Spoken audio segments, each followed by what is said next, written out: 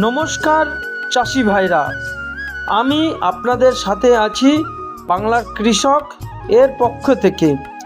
আজ 31শে মার্চ 2026। আজ আমরা কথা বলবো উত্তরবঙ্গের আলুর বাজারের একদম কাটায় কাটায় সঠিক দাম নিয়ে। বাজারের অনেক গজব আছে, কিন্তু মাঠ থেকে পাইকাররা আজ কত টাকা দিয়ে আলু তুলছেন তা আজ আপনাদের সামনে পরিষ্কার করব আমি। ভিডিওর শুরুতে আমি আপনাদের জন্য আজকের 3টে প্রশ্ন রেখেছি। সবার প্রথমে রেখেছি, আপনাদের এলাকার হিমঘর বা স্টোরেজগুলো কি এখনও আলু নেওয়ার জন্য পুরোপুরি তৈরি না ফুল হয়ে গেছে।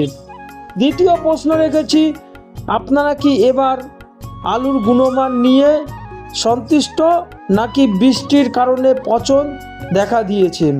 তৃতীয় প্রশ্ন রেখেছি, আপনি কি গত বছরের মতো এবারও ভালো দামের আশায় স্টোরেজে আলু রাখার ঝুঁকি নেবেন।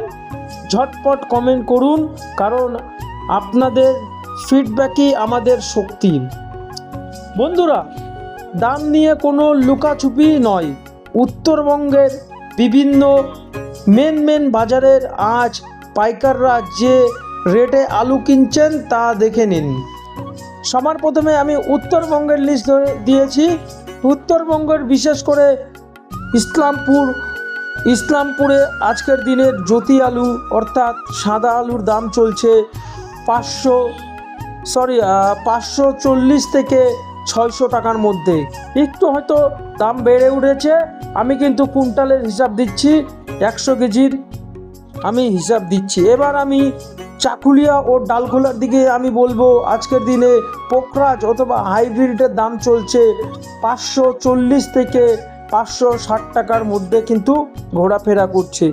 এবার আমি ইটাহার ও রায়গঞ্জের দিকে কিছু আলুর চাষ হয়ে থাকে, সেখানটাতে আজ সাদা জ্যোতি আলুর দাম রয়েছে 600 টাকা, 600 থেকে 630 টাকার মধ্যে।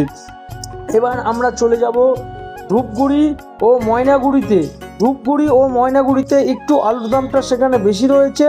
সেখানে ধূপগুড়ি ও ময়নাগুড়িতে সাদা জ্যোতি আলুর দাম 540 থেকে 620 টাকার মধ্যে আজকের দিনে কিন্তু সেখানে ঘোরাফেরা করছে। এবার আমি শিলিগুড়ির আশেপাশে যেসব রয়েছে লাল আলু, সেখানটাতে কিন্তু একটু দাম বেশি রয়েছে, 7.5 টাকা কিন্তু কেজি হিসাবে যাচ্ছে কিন্তু, অর্থাৎ 50 কেজির প্যাকেটের দাম 380 থেকে 370 টাকার মধ্যে কিন্তু ঘোরাফেরা করছে। এবার আমাদের পাশে রয়েছে বিহারের কিষানগঞ্জে কিছুটা সাদা আলু, সেখানে দাম চলছে একটু বেশি, সেখানে 800 অথবা 750-র মধ্যে কিন্তু ঘোরাফেরা করছে। এবার আমরা উত্তরবঙ্গের বাইরে যেসব জায়গা রয়েছে, যেরকম হুগলির তারকেশ্বরে জ্যোতি আলুর দাম সেখানে আজকের দিনে কুইন্টাল রয়েছে 460 থেকে 470 টাকার মধ্যে ঘোরাফেরা করছে। কিছুটা দাম কম রয়েছে উত্তরবঙ্গের তুলনায়। এবারে পূর্ব বর্ধমানের কালনা অথবা মেমোরিয়ালে আজকে জ্যোতি, ওখানে দাম চলছে 450 থেকে 480 টাকা কুইন্টাল প্রতি দাম চলছে। এদিকে চন্দ্রকোনা পশ্চিম মেদিনীপুরে জ্যোতি অথবা চন্দ্রমুখী 500 টাকা কিন্তু ঠেকে গেছে। এদিকে বাঁকুড়ায় জ্যোতি আলুর দাম কুইন্টাল প্রতি 440 থেকে 475 টাকার মধ্যে ঘোরাফেরা করছে। দর্শক বিন্দুরা, এবার আমার প্রশ্ন রইল, আপনাদের এলাকার আজকের দিনে আলুর দাম কত টাকায় আপনারা বিক্রি করছেন।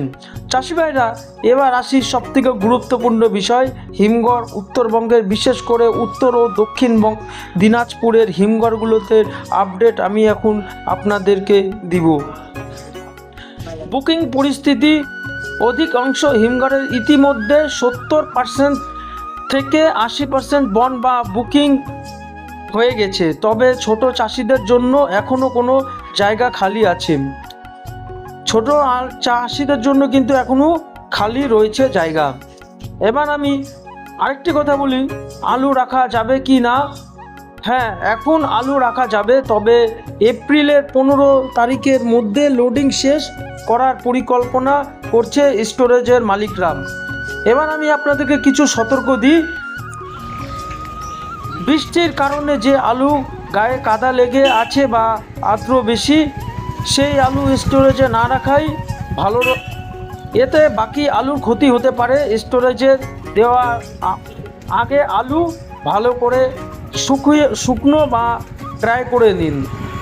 উত্তরবঙ্গের এবার 52 শতকে বা 1 বিঘা জমিতে ফলন গত বছরের তুলনায় কিছুটা বেশি রয়েছে। যেখানে বৃষ্টির জল দাঁড়ায়নি, সেখানে বিঘা প্রতি গড় প্রায় 120 থেকে 145 প্যাকেটের মধ্যে কিন্তু ফলন হয়েছে। কিন্তু নিচু জমি যেখানে জল জমেছে সেখানে ফলন কিন্তু খুবই কম হয়ে গেছে। সেখানে দেখা যায় 90 প্যাকেটের নিচে এসেছে। সেই সব আলুর গায়ে দাগ হওয়ার কারণে পাইকাররা কুইন্টাল প্রতি কিন্তু 20 থেকে 30 টাকা কম দামে বলছেন। যেগুলো ভিজে গেছে বর্ষায় বৃষ্টি যে হলো তার জন্য 20 থেকে 30 টাকা দাম কম বলছেন।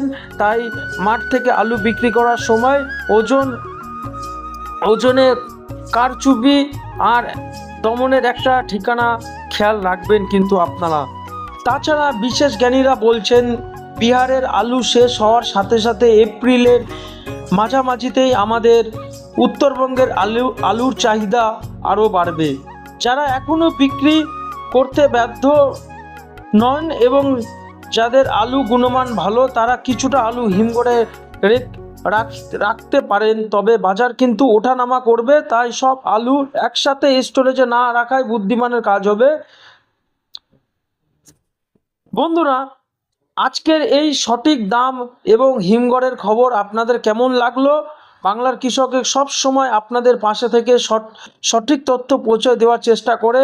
আপনার এলাকার হিমঘর ভাড়া এবং কত নিচ্ছে সেটা আমাদের কমেন্টে জানাবেন। ভিডিওটি ভালো লাগলে লাইক দিন এবং অন্য চাষি ভাইদের সাথে শেয়ার করুন। কাল আবার দেখা হবে নতুন কোনো আপডেট নিয়ে। ধন্যবাদ, সুস্থ থাকবেন, ভালো থাকবেন। জয় কিষাণ বলে আজকের ভিডিওটি এখানেই শেষ করলাম।